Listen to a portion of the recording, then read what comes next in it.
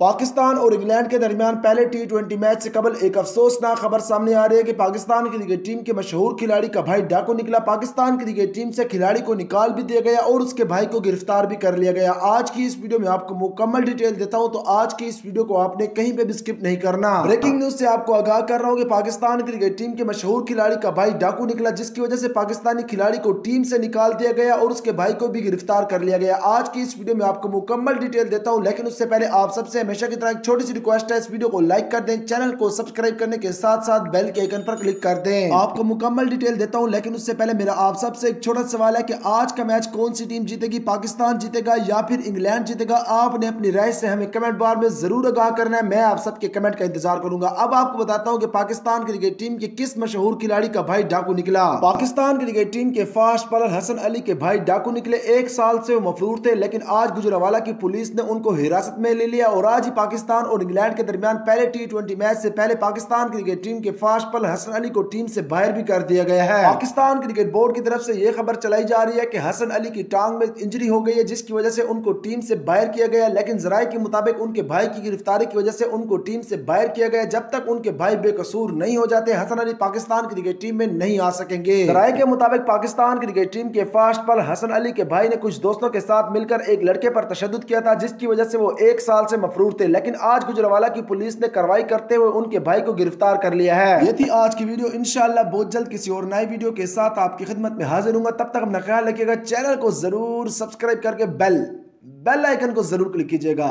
अल्लाह हाफिज।